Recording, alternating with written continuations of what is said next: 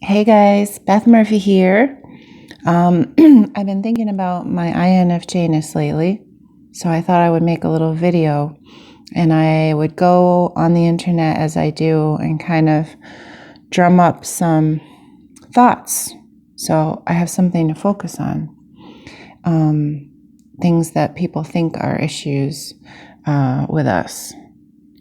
Now, I hope I don't seem callous or, we hate to appear like we're not being thoughtful and kind. But some of these things are they're not problems for me anymore. So I don't want to seem insensitive, but you can look at them the way that I look at them. I'm not just trying to blow them off, or I really am an INFJ. I did not have the easiest life, but I'm 45 now. I'm here to tell you it can be easy. So keep that in mind, like where I'm coming from when I work on this stuff with you. I'm going to do this article, but I'm going to break it up because I want to be short and sweet. So we're just going to do one at a time. That way, if you only have a few minutes, you're getting ready for work or whatever, you can listen to it. And if you want to just let it autoplay, you can listen to all of them. Okay, so right now I'm on this website. It's great for introverts, which I feel like I am part of the time. I saw this in a forum where they were explaining about being an introvert, but still being their quirky, weird selves. That sometimes in the grocery store we're like bouncing around, and then sometimes we're hiding behind the fruit stand. And that just really hit me as funny because I totally do that. Just the other day, well, it was yesterday, I was out. The sun was bright. It's been a really long winter here in Connecticut. Music was loud. I haven't listened to the kind of music in like a while, and I missed it. It was like heavy and loud, and I really liked it. And I saw someone when I stopped to get a coffee, and I had the urge to punch this person in the arm to be playful, because that's kind of how I can be sometimes. And I had to fight the urge because I know I can appear weird to others, because just the moods, like, one day this, another day that, people never know what to expect out of me. So I did fight the urge to punch them in the arm. And then the other half of the time I'm hiding from them. So, this is how it is for us, right? But this introvertspring.com has some interesting articles. This one is called Top 7 INFJ Problems. So, all right, we'll see. I will be very honest with you, as always. So let's see what the first one is, and then that'll be it for this video. We'll go on to the next one. So, INFJs make up 1% of the population. Because of their rarity, INFJs inevitably face many unique challenges. Let's take a look at them, shall we?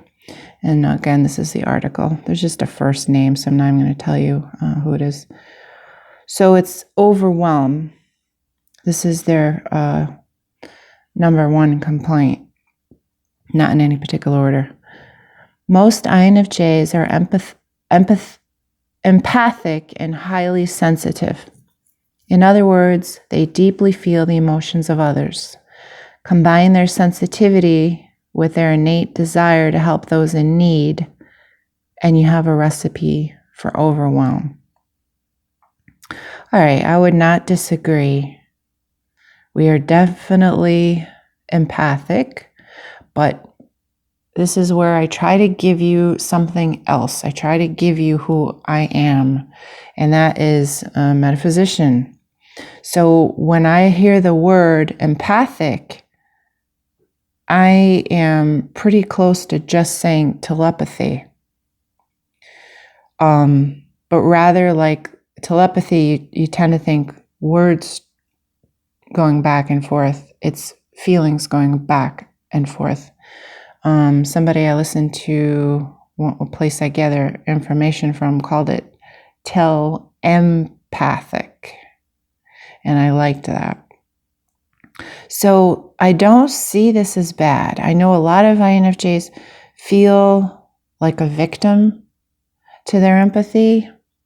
I don't. I feel like you can get to that place if you feel it's a burden and you're always overwhelmed and that life is just a bunch of daggers and you're just trying to leave your house and go to work and you're getting stabbed at every turn, it doesn't have to feel like that. I don't feel like that. How I dealt with it when I was a kid, I probably didn't realize all that was coming in, and it was all coming in, my family or work or whatever, school, friends, whatever. It was all that information was coming in. But I didn't know how it was experienced for other people. So I didn't really feel sorry for myself. You just retreat. So that's, I think, how I dealt with it. I just got quiet, right? Why add to it? When you have enough information coming in, you're not going to go seek out more. So you retreat. That's how I dealt with it as a kid when I had no idea what was going on. But now that I have had a handle on this for a long time, I don't see it as a burden.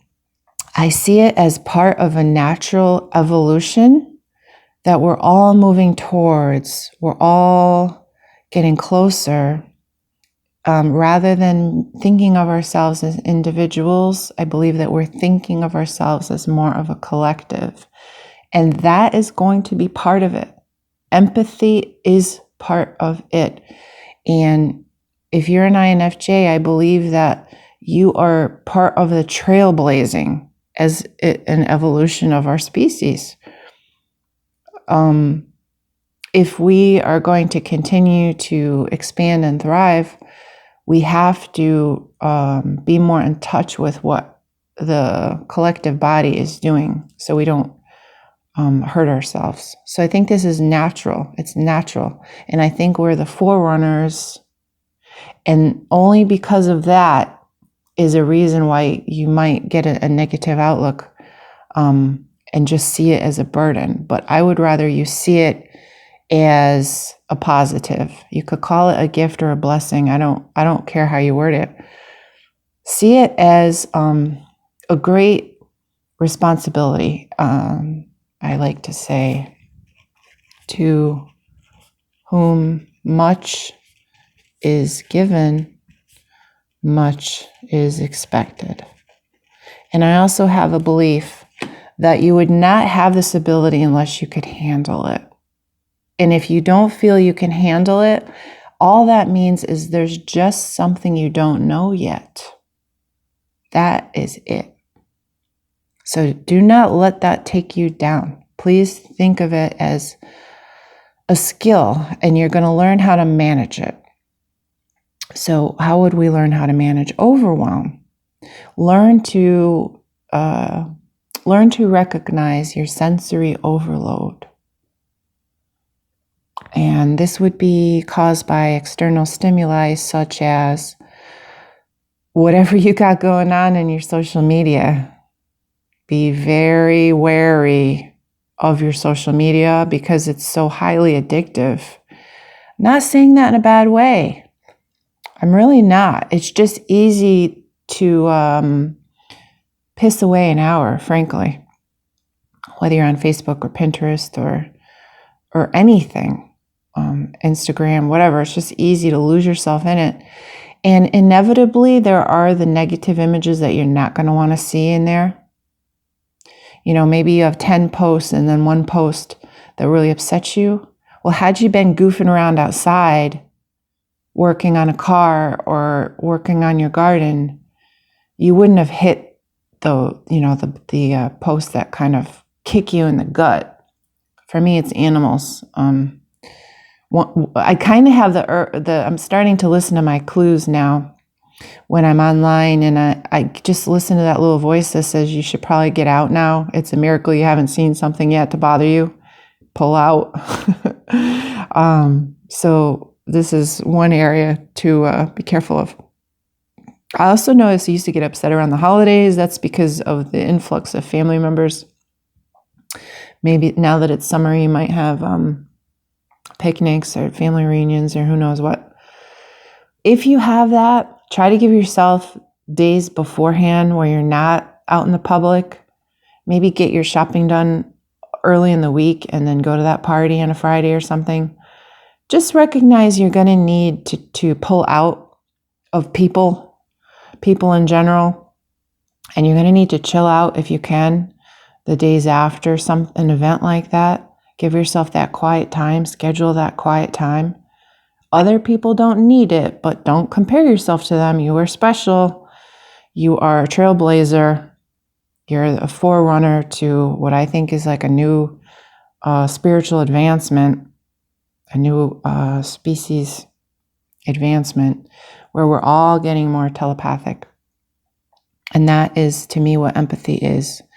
And you're going to get overwhelmed if you don't balance it. Find your peace, meditation, a craft, go outside. The energies outside are calming. Take a walk, get your feet on the ground. These are all ways to unplug. I'm sure you're thinking of a way right now. Put your feet in the water. Do whatever you can to retreat. And then leave out the part where you make yourself feel guilty or you make yourself feel afraid of others. It's not necessary. You can learn to manage. You can manage who you are. And you can learn to see the beauty in it like I do. I'm telling you, it's possible. And if you don't feel it, you just don't know enough yet. And you'll get there. But the overwhelm does not have to take you down. I think it's a beautiful thing to be connected with others, but you do have your free will. It's up to you. You can shut it off. So that's how we deal with overwhelm. And it looks like the next one, out of 7, number 2 is being creepily observant. That's funny. I think I'm creepy. I will get to that in a minute. All right. Thank you guys. I hope I uplifted you in some way, and I hope overwhelm isn't an issue for you, but if it is, I'll help you do some of these practices. Learn to honor your that inner quiet. Make time for that inner quiet. You need that. All right. Take care till next. Bye.